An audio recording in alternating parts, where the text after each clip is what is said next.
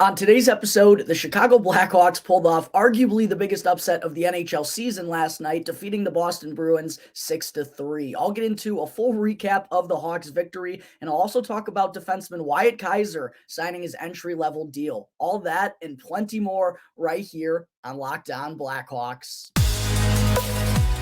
You're Locked On Blackhawks, your daily podcast on the Chicago Blackhawks. Part of the Locked On Podcast Network. Your team every day.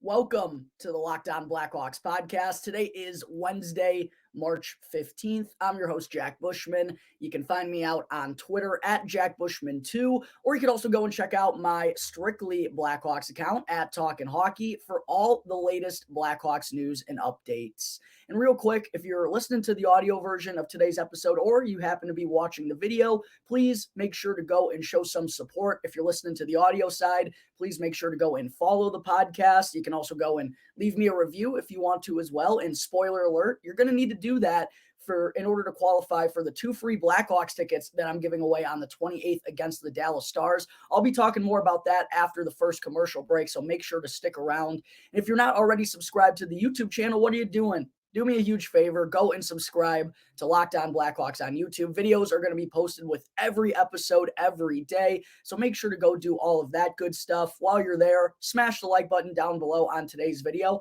and comment as to how you feel about Blackhawks head coach Luke Richardson so far in his first season behind the bench. And last but not least, go and ring that bell, turn on the push notifications, and that way you can get notified when the episode gets uploaded to YouTube each and every day. All right, what's up, everyone? Thank you all, as always, for joining me on another episode of Locked On Blackhawks, your one-stop shop for all things Chicago Blackhawks. Thank you all for making the show your very first listen here to start off your day. How about those Chicago Blackhawks? Look, I know people are upset with the final result because, yes, it doesn't help the Blackhawks out in the standings, but I mean, come on. The Chicago Blackhawks just shook up the hockey world last night by defeating the Boston Bruins 6-3 at the United Center. The same Boston Bruins that were 50-10-5 coming into last night's game. The same Boston Bruins that I didn't give the Blackhawks, along with, I think, everyone out there in the hockey world, including us Blackhawks fans, for being honest here, that didn't give the Blackhawks any chance of coming close in this game. The same Boston Bruins that beat the Blackhawks 6-1 embarrassingly earlier on in the season. They got defeated by the same team that just traded away all of their studs, that just traded away Patrick Kane, Max Domi, Jake McCabe, Sam Lafferty, the same Blackhawks team that's been at the bottom of the standings all year long and clearly behind the scenes has been trying to tank for a good pick in the 2023 NHL draft, at least from a front office perspective. The same Blackhawks team that right now is still without Jonathan Toews, Cole Gutman, Colin Blackwell, Reese Johnson, Andreas Englund, Anders Bjork. That same Blackhawks team just defeated the favorites to win the Stanley Cup last night. That's why the game of hockey is so beautiful. And yes, while I do agree that it doesn't help the Blackhawks out with their tank situation, I will say, after how hard this team has been fighting over the past couple of weeks and losing close games to teams like the Detroit Red Wings, the Florida Panthers, the Tampa Bay Lightning, losing in the final minutes of all those games, you know that this one has to feel good for the boys in the locker room. And quite frankly, I think they deserve a moment like this for continuing to fight hard down the stretch of the season when there's nothing, literally nothing left for them to be playing for, when there's no reason for them to be playing as hard as they are. You know, they just keep bringing their best effort night in and night out. Are they going to get outskilled more often than not? Yes, that's why they've still been losing these close games to Detroit, Florida, and Tampa Bay prior to last night's game. But the effort level has been there more often than not. And that's what we can live with as fans watching a team that's going through a rebuild. While you undoubtedly in a position like this, you want the Blackhawks to be losing. You want them to have the best percentage chance to land one of the top selections, hopefully the top selection in the 2023 NHL draft. But you do also want to see signs of life, signs of your team heading in the right direction, and signs of promise for the future. And I'll tell you what, Blackhawks fans, the fact that the Blackhawks are doing what they are doing right now with the roster that they have, I think you have to be impressed with what's going on, and you have to be impressed with the job that head coach Luke Richardson continues to do. And look, I'm not going to harp on it too much here because I've talked multiple times in the last couple episodes about what a good job I've thought that Luke Richardson is doing right now. But last night against Boston was just another clear example of him pushing the right buttons and finding ways to get the absolute most out of his guys. And I really, maybe this is unfair because Derek King was an interim coach, and while he was an awesome guy and a breath of fresh air for that Blackhawks team last season and really lightened up the road on, a downtrodden year all in all, it was clear that he wasn't a head coach and that the Blackhawks weren't capable of playing this consistent type of hockey against some of the better teams in the league. And even going back to the year prior when the season was a wash, when Jeremy Colleton was still a head coach, there was no consistency like this for a 5-6 game stretch. And it's pretty crazy to think that the Blackhawks are playing arguably their best hockey of the season, their most consistent hockey of the season, without all of their studs that I just mentioned that got traded away. When they're less than 100% healthy, the injuries have plagued this team all season long. You got to think Luke Richardson is really doing a heck of a job. So just some more kudos here to Luke Richardson for having his team playing as well as they are right now, despite the roster being less than ideal for an NHL club at the moment. The guys are fighting hard for him each and every night. And as I talked about on the Mailbag Monday episode, maybe I don't want to get ahead of ourselves here and don't want to, say 100% for sure that Luke Richardson is the coach of the future for the Blackhawks, because I think when the time comes, when this team does start to get some more pieces and that competitive window at least starts to get a little bit closer, he's going to have to prove that, he can win crucial games. But for the situation the Blackhawks are in right now, as I've referenced several times, a less than ideal NHL roster, he's still pushing the right buttons and finding ways to have his team in games late against playoff contenders and some of the better teams in the NHL. Yeah, we'll certainly take that. And it has to have you as a fan feeling good about the direction the Blackhawks are heading in right now. All right, there are my thoughts on the Blackhawks' 6-3 victory over the Boston Bruins last night. You heard me correctly. It's not a misprint. Coming up in just a moment, I will talk about the massive performances from Taylor Raddysh and Boris Katchouk. But first, I need to talk to you all about FanDuel. The second half of the NBA season is here, and right now is the perfect time to download FanDuel, which is America's #1 sportsbook, because if you're a new customer, you can get a no-sweat first bet up to $1,000. That's bonus bets back if your bet doesn't win. All you got to do is go and download the FanDuel Sportsbook app, which is safe, secure, and super easy to use.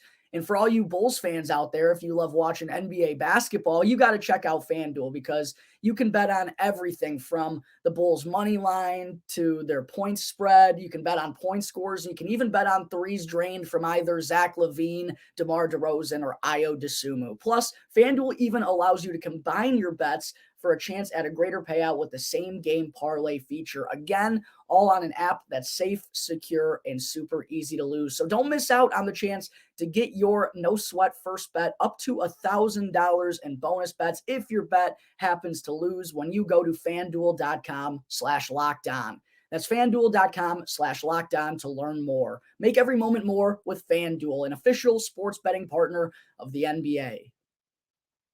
All right, we're back here on the Locked On Blackhawks podcast. Before I dive into segment 2, as I promised you all in the intro, I got to talk more about how to qualify for the 2 free Blackhawks tickets that I'll be giving away later this month on the 28th against the Dallas Stars. You got to do 2 things. Well, kind of 3 things. First, you got to leave me a review on either Apple Podcasts or on Spotify. Bonus points to those of you who leave your boy a 5-star review. And you're also going to want to be sure to drop the name of your YouTube channel in that review, because you also have to be subscribed to Locked On Blackhawks on YouTube. And that's how I'm going to be checking that you're already subscribed to the channel, is by you dropping the name of your YouTube channel in that review. So make sure to do all of that good stuff to have a chance to win 2 free Blackhawks tickets to the game on the 28th against the Dallas Stars. All right, back here for segment 2. Let's talk about the two shining stars from last night's win over Boston, which were the two players the Blackhawks acquired from the Tampa Bay Lightning as part of the deal for Brandon Hagel last year in Boris Katchouk and Taylor Raddysh. First for Raddysh, the kid's on an absolute heater right now. And just a few episodes ago, kind of funny timing for Raddysh to go rattling off some goals here. I talked about, the futures of Taylor Raddysh and Philipp Kurashev and where they kind of slot into the rebuild. What are their ceilings as players when the Blackhawks do hopefully get competitive again sooner rather than later? Where exactly are they going to be pieced in the lineup? And one thing I talked about with Taylor Raddysh in particular was I said it would be really nice in these last, I think at the time there were 19 games left in the season. I said it would be really nice to see Taylor Raddysh take advantage of this opportunity late and finish with at least 20 goals on the season. I challenged him to hit that 20-goal marker and kind of prove that not only he's a real goal-scoring threat at the NHL level, but showing the Blackhawks, hey, I have the offensive game to maybe be a top 6 player throughout this rebuild. And who knows where he's going to be slotted? It really depends on the depth of the Blackhawks at that point. We're really projecting far ahead. But one thing I will say is it's clear Taylor Raddysh has shown us that he has the goal-scoring ability to be, I think he could be a 30-goal scorer on a good team at the NHL level. I talked about him being maybe a 25-25 guy at his ceiling, maybe a 30-25 guy, because 20 goals on this Blackhawks team, I know he's getting a heck of an opportunity, and he's been playing top 6 minutes all year, but so is Philipp Kurashev, and we don't really see him taking those strides. Now, Kurashev is 2 years younger than Raddysh, so that does come into play here, but still, Taylor Raddysh has certainly, especially these last few weeks, has been doing a phenomenal job of not only carrying the Blackhawks offense, but making the most of his opportunity. And what a night he went and had last night, as he's officially gone streaking. Raddysh picked up his 18th, 19th, and 20th goals of the season for his first career NHL hat trick, and also the first time in his short NHL career that he's hit the 20-goal milestone. So congratulations to Mr. Taylor Raddysh, and what a run he's been on here as of late. Now has points in 4 consecutive games, 6 goals and 1 assist for 7 points over that stretch. He's been a menace here recently, Blackhawks fans, and I'm absolutely here for it. Again, I've talked about how I've always thought the goal-scoring ability was the best attribute for Taylor Raddysh. He's got the size to go around the net, go to the dirty areas, but I think he also has that feel and that hockey IQ and that recognition of the soft areas and where to go in order to get open and hope that teammates can find him in those open areas. It's just reminiscent of kind of what all good prime goal scorers do in the NHL. Now, Raddysh obviously has a ways to go before he gets in that category, but it is one attribute of his that I've recognized here recently. Not only is he willing to go to the net, but he's capable of finding those soft areas and creating separation to get a primary shot off. We saw that a couple of times last night in the victory against the Bruins. So I'm really excited about this guy, Blackhawks fans. If you're not already, I think we're going to be seeing a lot more of Taylor Raddysh over the next few years. Again, I'm not sure exactly if he's going to be a top 6 guy, but I do think he has the capability of being a difference maker as a goal scorer for the Blackhawks, regardless of where he's at in the lineup as they proceed throughout this rebuild. And how about the game from Boris Katchouk last night too, Blackhawks fans? And I don't know what's been going on with Katchouk lately, but his last 3 games, he's been absolutely dynamo. Probably his best play since he's joined on with the Blackhawks. And last night was kind of his coming out party in a sense. Well, he has been here for basically a year now. Last night was a Boris Katchouk that I quite frankly don't think I've seen so far in his tenure with Chicago. 2 tremendous assists.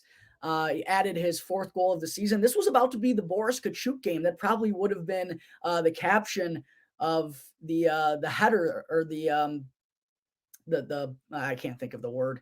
The picture that would have been attached to this video, it would have been the Boris Katchouk game until Taylor Raddysh went on and picked up the hat trick. But yeah, 2 tremendous assists for Boris Katchouk last night. Followed that up with his 4th goal of the season, an absolute dazzler. I was like scratching my eyes. Is this really Boris Katchouk pulling off moves like this? A nice dangle in the neutral zone and then goes top shelf past Linus Ullmark, who's in the lead to be the Vezina this season. I can't believe the Blackhawks put 6 goals past Linus Ullmark. That's actually unfathomable considering how well the Bruins have been playing the season and the numbers that Linus Ullmark has put up as their starter. The Blackhawks found a way to crack him last night. Boris Katchouk was really a massive part of that. And how about the Blackhawks' 4th line, 3rd line?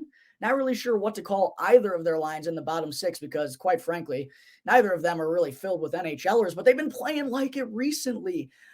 This line of Boris Katchouk, Jujhar Khaira, and Joey Anderson has been really rolling for the Blackhawks their last 3 or 4 games. Dare I say they've been the team's best. Katchouk, after 3 points last night, now has 4 points in his last 3 games. Joey Anderson also picked up his, or did he score?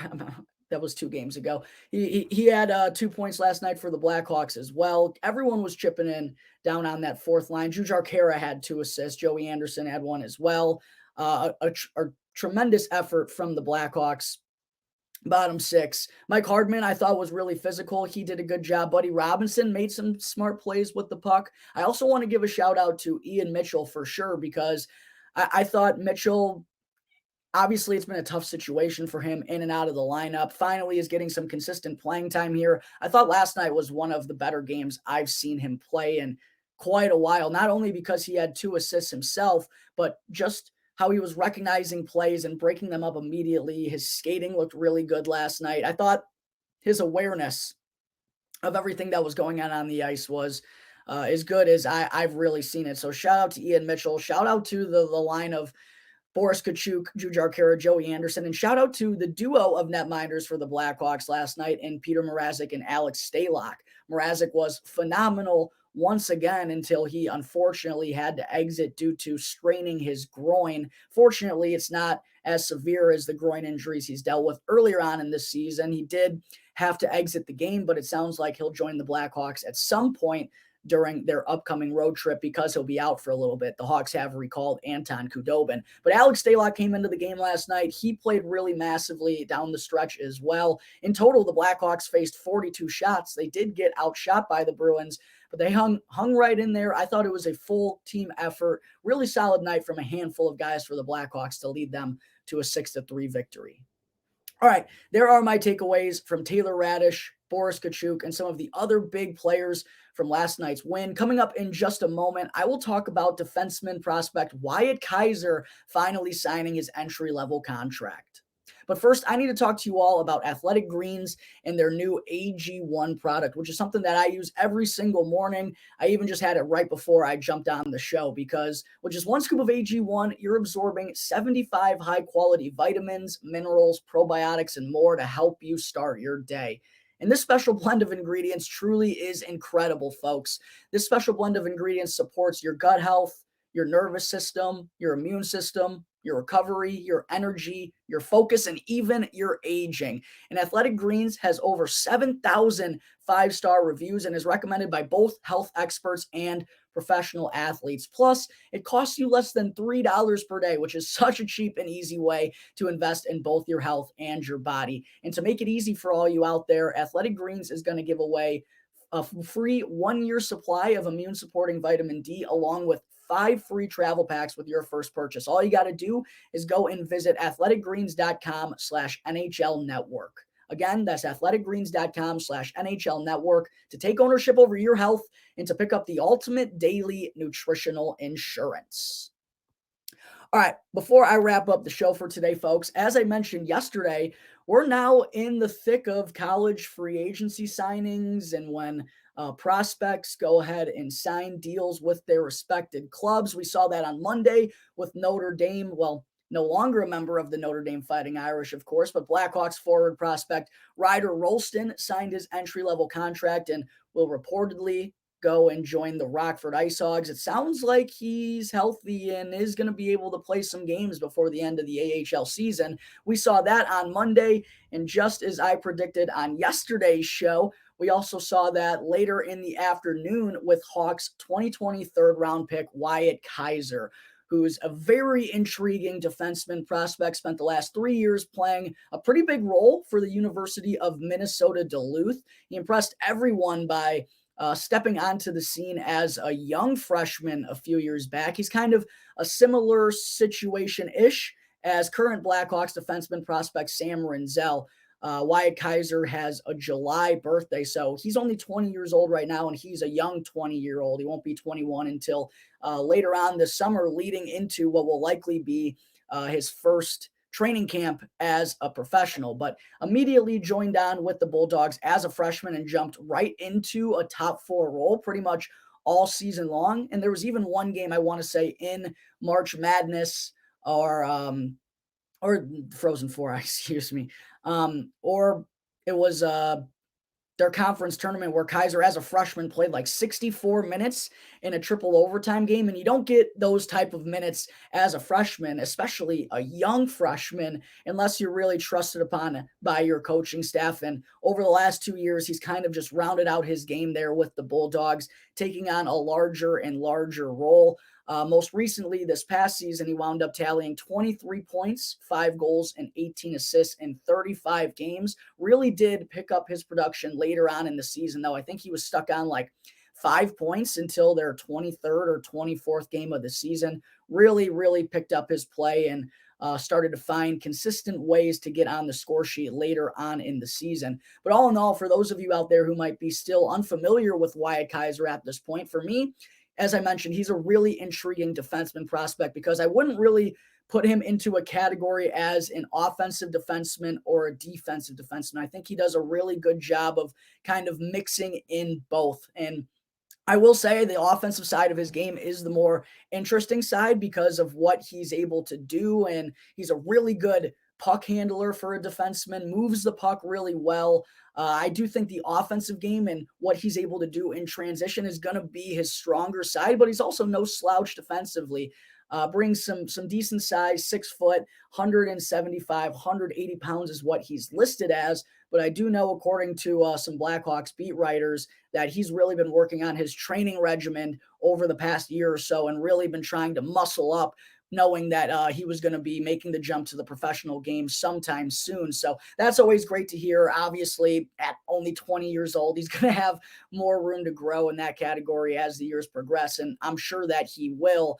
But I thought it was very interesting to see that coming into Blackhawks prospect development camp this past year, Kaiser definitely did look bulkier than I've seen him in the past. So that's great to see on the defensive side of things. As I've mentioned, he's been a top 4 guy for UMD, so he's had to play a defensive role there.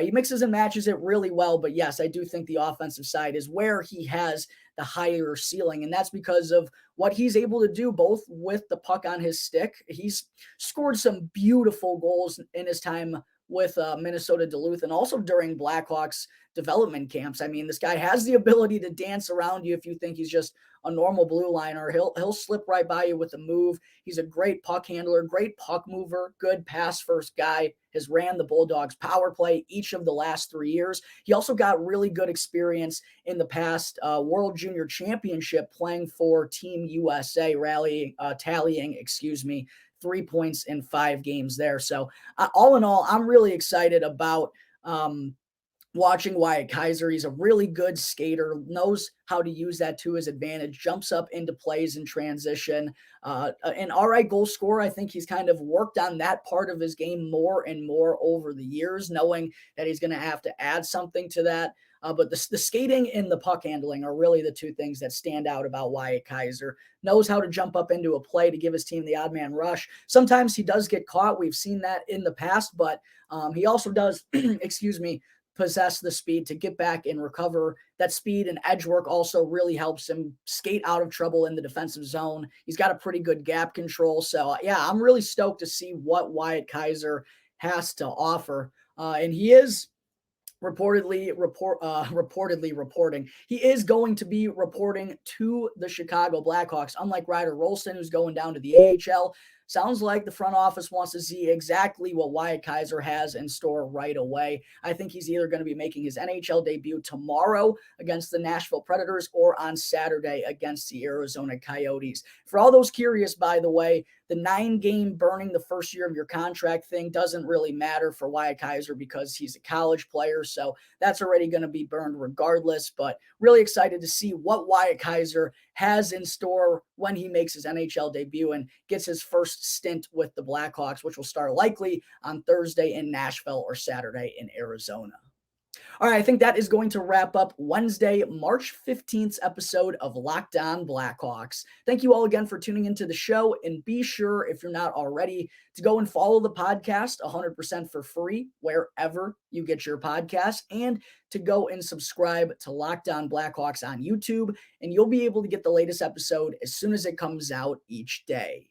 Once again, thank you all for tuning into today's show. I'm your host, Jack Bushman. Make sure to check me out on Twitter at Jack Bushman2, or you can also check out my Strictly Blackhawks account at Talkin' Hockey for all the latest Blackhawks news and updates. So until tomorrow's episode, that's going to do it here for the Locked On Blackhawks podcast, part of the Locked On Podcast Network, your team every day.